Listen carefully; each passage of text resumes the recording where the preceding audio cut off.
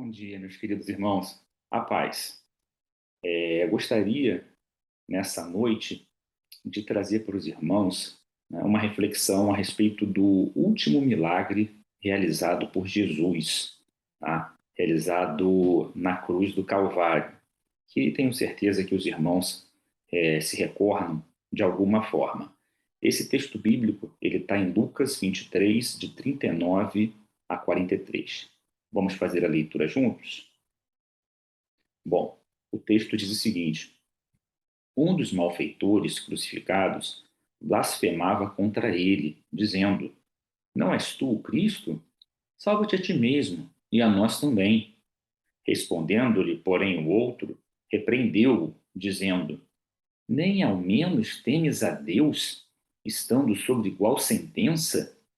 Nós, na verdade, com justiça, porque recebemos o castigo que os nossos atos merecem, mas este nenhum mal fez. E acrescentou: Jesus, lembra-te de mim quando vieres no teu reino. Jesus lhe respondeu: Em verdade te digo que hoje estarás comigo no paraíso. Então, meus irmãos, tentando discorrer um pouco sobre esse texto bíblico, né? Qual o contexto? Bom, nós sabemos, né, pela leitura, que se trata do momento da crucificação. Crucificação, a gente sabe, era um método, né, de impor a morte, principalmente sobre aqueles criminosos, né, de maior periculosidade. Então, era um método romano em que servia, né, não só para matar aquele que devia ser executado, mas para humilhar, para acabar com o orgulho, né? Fazer uma demonstração pública daquele ato. E o corpo, a gente sabe muito bem, na crucificação, ficava por dias, às vezes, 2, 3 dias, à porta da cidade. Era uma mensagem clara, né? Psicológica, de efeitos psicológicos, dizendo: não venha a atentar contra o império. Né? Então, a crucificação, a gente sabe que é o quê? Que era uma morte de grande agonia, de grande dor, né? Em que aquela pessoa que tinha sido crucificada lidava momento por momento com o anseio da morte. Muitas das vezes as pessoas queriam até que morresse logo, tamanha era a dor e a agonia. E o que mais nós vemos no contexto? Havia ali dois malfeitores, dois criminosos, trazendo em boas palavras, e Jesus, porque por si só já é um paradoxo, não é verdade? Jesus, o Filho de Deus, e dois criminosos, né?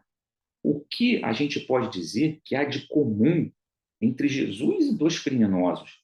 Bom, nada, a não ser a vontade dele de se oferecer para salvar a vida de pessoas, como aqueles dois criminosos, como nós, né? Mas é um paradoxo. O lugar onde Jesus deveria estar, se nós pensarmos bem assim, obviamente, não era nem na cruz, nem entre dois criminosos. Mas aí a gente vê a graça e a misericórdia de Deus, que ele se fez por nós para nos propor tamanha salvação. Uma outra coisa interessante que a gente vê no contexto é o seguinte: a presença de Jesus ela traz a verdade que está nos corações. Vocês perceberam? Né? Nós vemos ali dois criminosos. Um blasfema, né? Dizendo assim: tu é filho de Deus mesmo? Então desce daí, salva você, salva a gente. Ou seja, aquela revolta, aquela dor, mágoa, traduzida em forma de reação. E no outro coração, a gente vê a recepção de Jesus Cristo. Né? Tu é filho de Deus, tu não precisava, não é justo. Uma coisa que eu sempre ouvi, e acredito que muitos dos irmãos também, é o seguinte: ninguém consegue se colocar imparcial diante de Jesus, porque Jesus ele revela as verdades e as intenções dos nossos corações. Né? Ninguém consegue ficar imparcial. Se lembra do jovem rico? Mestre, bom mestre, o que eu devo fazer para ser salvo? Né? Ele se colocou diante de Jesus e saiu triste. Por quê? Porque ele tinha mais amor pelas riquezas. Né? Ninguém consegue sair imparcial da presença de Jesus. A presença de Jesus é tão impactante, né, que ela traz as verdades, ela faz a verdade brotar. E uma outra ideia, para a gente terminar o contexto, é a seguinte: aquela representação, aquela cena, Jesus e duas pessoas, representa toda a humanidade. Sabem como? Ali a gente vê a representação do homem contrito, aquela pessoa, né, que olha para Jesus, se vê um pecador, o vê como filho de Deus, o vê como todo-poderoso, o vê como rei do reino de Deus. Viram que eles falaram? Quando tu estiveres no teu reino, lembra de mim? Um dos criminosos falou. Então, um modo de ver Jesus é esse, que é um modo que a gente fala para hoje dos discípulos de Cristo, dos cristãos.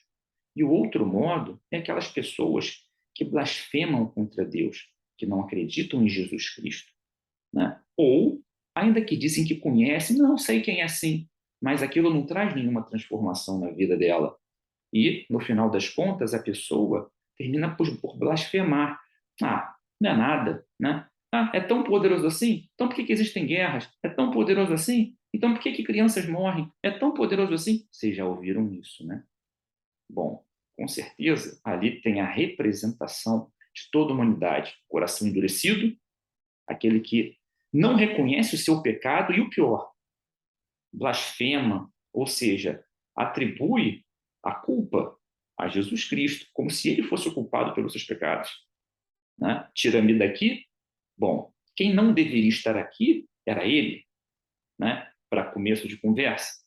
Então, e o outro, né? Lembra-te de mim, apenas lembra-te de mim quando estiver no seu reino, coração quebrantado. Tu não mereces, tu és Deus que está conosco. Lembra-te de mim.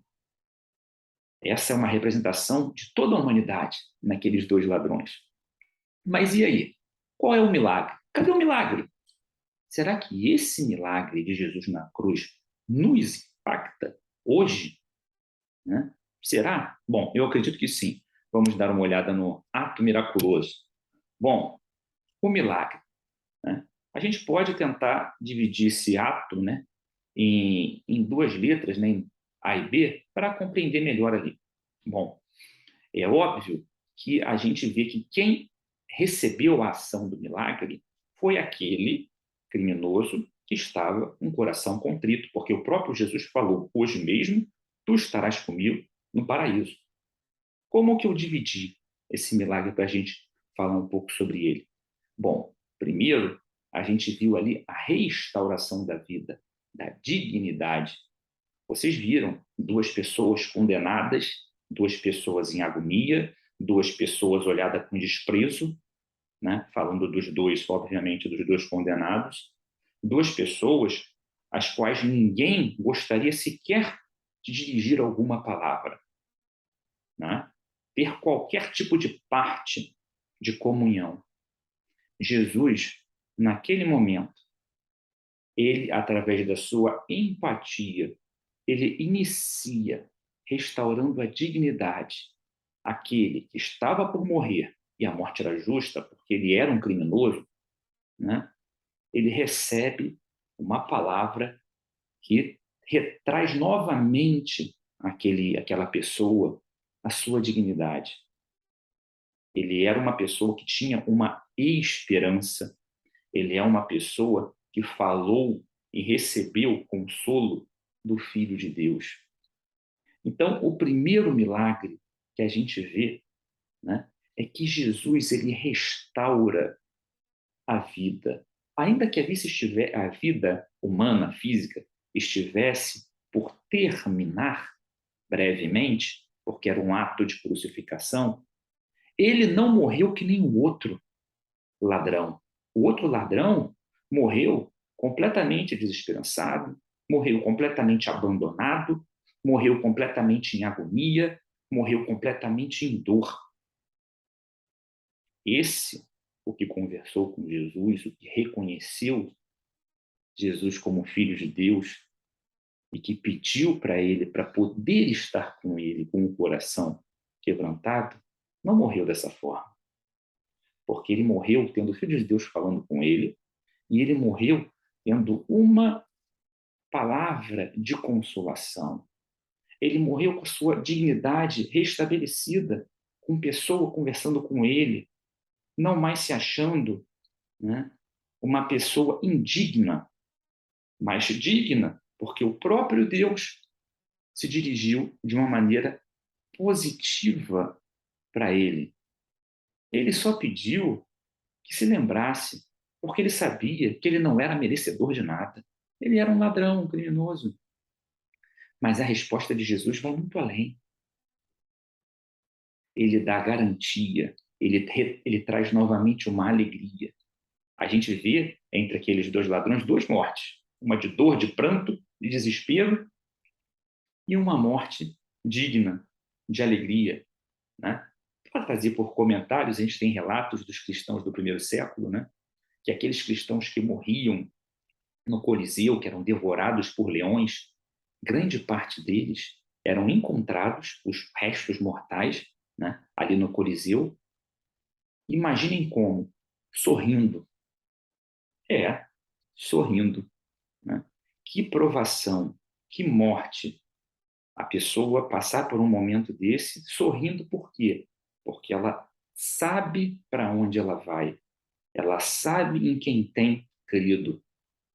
Ela sabe que a vida dela teve um sentido a partir do momento que ela encontrou Jesus Cristo. O segundo ponto que eu posso dizer desse ato miraculoso seria, obviamente, a concessão da vida eterna, ou seja, a regeneração. Jesus, naquele momento que ele conversa, ele traz vida, conforme a palavra diz, eu vim para que tenham vida e vida em abundância. Essa abundância quer dizer uma vida novamente com propósito. O ser humano sem Cristo vive uma vida sem propósito, uma vida que caminha para um término. Eu costumo fazer uma comparação, né, em relação à vida com Cristo, vida sem Cristo, com um celular, por exemplo. Vamos imaginar, todos conhecem, né, o iPhone mais novo, acho que é o 13, tá? O iPhone 13 ele foi concebido por um engenheiro, um arquiteto, um criador de software. Então, esse criador sabe qual é a capacidade e quais são as funções que esse telefone, esse aparelho pode exercer. É ele que conhece, nos mínimos detalhes, aquela capacidade daquele aparelho. Se eu quiser utilizar da melhor forma possível, aproveitar o melhor das capacidades daquele aparelho, o que é que eu tenho que fazer? Eu tenho que ler o manual de instrução do aparelho, né? Porque ali vai estar tudo explicado. Agora, imaginem que eu pegue um telefone desse cheio de recurso, não leia manual, não saiba nem para que serve aquele telefone e use ele, né, como aquela madeirinha que a gente bota no pé da máquina de lavar ou da geladeira para deixar nivelado. Vai servir para uma finalidade? Vai. Agora, eu estou utilizando todo o potencial ou o potencial para que foi concebido aquele aparelho? Certamente não. É isso que Jesus nos traz. A vida em abundância, a capacidade de ter contato novamente com Deus. Ele nos deu a vida e ele nos deu um propósito. Vida sem Deus é vida sem propósito. É ser aquela madeirinha que a gente bota no pé da geladeira, no pé da máquina de lavar, né, para dar aquele suporte, aquele nivelamento. Né? É desprezar toda a capacidade que Deus colocou em nós, que fomos feitos à sua imagem e à sua semelhança. Quando Jesus entra, voltando para o ladrão na cruz, ele regenera. Pode ter vivido poucos momentos, mas ele passou a viver aqueles momentos com propósito. Ele não era a mesma pessoa. É isso que nós definimos como regeneração. Jesus ele traz nova vida. A pessoa não pensa igual, seus valores não são os mesmos. Aquilo que a pessoa fazia, ela não tem mais prazer em fazer, né? Porque o pecado ela não traz alegria à pessoa que é regenerada. Então Jesus ele traz a concessão da vida eterna. Ele traz a vida. Aquele que estava destinado para a morte passa a ser destinado para a vida. Então, vendo esses dois lados, o milagre que a gente pode observar daquele ladrão na cruz, e um só que recebeu o milagre, embora os dois pudessem, obviamente, receber, que nem a salvação, todos podem receber a salvação, mas só receberá a salvação aqueles que creem em Jesus Cristo como seu único e suficiente Salvador. O milagre é a restauração da vida, a dignidade. A pessoa, ela volta a se sentir digna, aceita, ela volta a ter empatia de Deus, ela pode ter comunhão novamente, ela não é uma pessoa desprezada, abandonada, muito pelo contrário. Ela passa a ter comunhão com o Criador. E, no nosso caso, no dia de hoje, né, ela passa a ter comunhão não só com o Criador, mas com a Igreja de Cristo, irmãos em Cristo, para caminhar de maneira conjunta.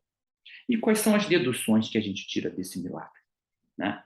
Bom, a gente vê algumas coisas interessantes. Primeiro, que há sempre tempo para Jesus fazer um milagre.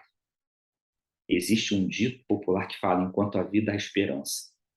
Bom, para Jesus, a gente pode falar nesse mesmo sentido. Né? Há sempre tempo para Jesus fazer um milagre. Enquanto há um fôlego de vida, Jesus pode fazer um milagre na vida de uma pessoa. E vou além. Jesus, ele quer fazer um milagre. Jesus, ele ama trazer nova realidade à vida das pessoas. Isso ele provou no Evangelho, né? Quantos milagres não foram feitos? Uma outra dedução que a gente tira, o poder da oração e do arrependimento. A gente pode dizer que aquele contato que o ladrão teve com Jesus, ó Senhor, o reconhecimento do senhorio de Jesus Cristo, né? Lembra-te de mim quando estiveres no teu reino, o reconhecimento de Jesus como rei de Deus, né? Apenas lembra-te de mim. Não é justo que tu seja crucificado. Tu és filho de Deus. O reconhecimento de Jesus como Messias, o Filho de Deus. Então, aquele momento, o ladrão, ele faz uma oração. Uma oração é uma conversa. Nós podemos conversar com Jesus Cristo, com nosso Pai também. Então, o poder que há na oração e o verdadeiro, o sincero arrependimento. As palavras que a gente vê daquele criminoso são palavras sinceras. São palavras tão sinceras que não pretendem muita coisa. A gente vê sinceridade quando uma pessoa está querendo muita coisa, né? Não, ele não queria nada. Ele só queria que se lembrasse dele. São palavras sinceras. A gente vê que há um poder enorme na oração, na conversa com Deus, na conversa através da autoridade de Jesus Cristo e no verdadeiro arrependimento. Uma outra dedução que a gente vê interessante é que só Jesus pode transformar o pranto e morte em alegria e vida. A gente viu ali um momento de crucificação, pranto, dor, agonia, iminência da morte. Se transformou para aquele ladrão em alegria, bem contraditório, e vida, porque ele já passou a usufruir da vida. Ele morreu em vida, né? O próprio Jesus fala que aquele que está nele, né, ainda que morra, viverá. Porque a partir do momento que nós estamos verdadeiramente em Cristo, nós já temos vida, porque a vida já é depositada em nós. Vida no sentido de propósito, de senso, vida no sentido de paz com Deus, de reconciliação com Deus, vida no sentido de não estar ao acaso, como as pessoas costumam falar hoje em dia. Vida, propósito, direção, relação íntima, contentamento e alegria, porque a partir do momento que Jesus faz um milagre em nossas vidas, nos oferecendo a salvação, a gente sabe que ainda que estejamos sofrendo muito nesse momento, nesse tempo, no nosso hoje, e vamos sofrer, porque Jesus mesmo disse que nesse mundo teríamos tribulações, angústias, sofrimentos. Ainda que soframos muito no dia de hoje, podemos nos alegrar nas tribulações, porque sabemos que é uma glória indescritível esperando por a gente. Nossa esperança é muito maior do que tudo que se vê e se pode achar nesse mundo. Quando eu olho essa transformação, pranto e morte, alegria e vida, eu me lembro de um outro milagre que Jesus fez, que foi quando ele ressuscitou o filho da viúva de Naim. Vocês se lembram? A mesma coisa. A viúva vinha com seu filho em um funeral. Imaginem a cena: dor, tristeza, luto, perda, pranto pela morte do filho de uma viúva. Ou seja, a única segurança que aquela senhora tinha. E Jesus vai ao encontro daquela multidão que caminhava, ressuscita o filho da viúva e transforma aquele momento em alegria. Todos começam a dar glória a Deus, a se alegrar. E onde havia morte, passou a ter vida. Isso é algo que só Jesus pode fazer. Transformar o pranto, a agonia, a tristeza e a morte em alegria e vida. E, por fim, uma outra dedução desse milagre é que Jesus, nosso Senhor, ele tem poder sobre tudo, sobre a morte, porque ele destruiu a morte. A morte não era mais nenhum impeditivo para ele. Poder sobre a vida, porque ele dá vida. E poder sobre a eternidade, porque ele fala: hoje mesmo estarás comigo no paraíso. O paraíso é um tempo sem fim, que nós chamamos, né? Podemos chamar de céu, podemos chamar, né, de vida com Jesus. Só o poder de Jesus é sobre tudo. Por isso que nós estamos seguros verdadeiramente em Cristo. Por fim, meus irmãos, como conclusão, eu não poderia deixar de dizer que este é um milagre que Jesus quer fazer na vida de todos. Jesus, ele quer salvar a todos. Ele quer oferecer dignidade à vida de todos. Aquelas pessoas que sentem por mais sofridas na vida, acham que a vida tem sido tão difícil, que se acham sozinhas, que acham que nunca receberam um amor verdadeiro, que só se decepcionaram. Jesus quer trazer dignidade para a vida daquela pessoa, quer mostrar um amor que não se pratica nesse mundo. Jesus quer dar vida, e vida em abundância, conforme já falei, vida com propósito, com significado. Todos nós podemos ter acesso a essa vida. E falo ainda, ele fará sempre, sempre que encontrar um coração quebrantado, conforme daquele ladrão na cruz, onde houver verdadeiro arrependimento e fé.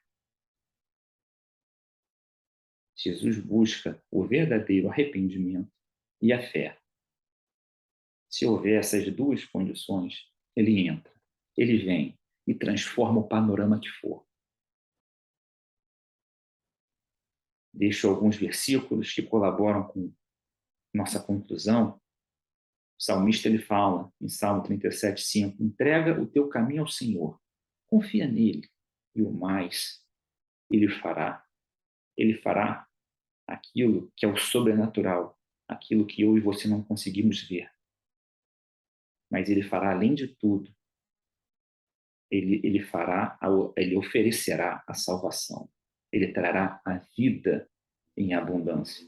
Por mais que ele possa trazer algum benefício físico, material, né, o maior benefício é a certeza de que nós estaremos juntos com ele para sempre. E nós sabemos que Deus amou o mundo de tal maneira que deu seu Filho unigênito, para que todo aquele que nele crê não pereça, não morra, mas tenha a vida eterna. O ladrão creu. Um ladrão creu, o outro não. Ele teve, naquele momento, a vida eterna. Basta crer. Basta se arrepender. E eu convido, meus irmãos, Se você já aceitou Jesus Cristo como seu único e suficiente Salvador, deixe Jesus trabalhar dia após dia na sua vida, te dando direção, te dando escopo, te dando propósito, te consolando, te corrigindo. Que é isso que ele quer fazer. Não obstacule, não ofereça obstáculos à ação do Espírito Santo de Deus na sua vida. Se você não conhece Jesus Cristo, siga o exemplo daquele ladrão. Entregue sua vida verdadeiramente. Reconheça ele como filho de Deus, como rei do reino de Deus, como aquele que tem poder sobre a vida, sobre a morte, sobre a eternidade, como o ungido, o Messias, o Cristo. Confie e entregue tudo a ele, que ele vai entrar e vai fazer maravilhas na sua vida. Esse é o meu desejo para mim, para você, para todos nós. Que Deus nos abençoe.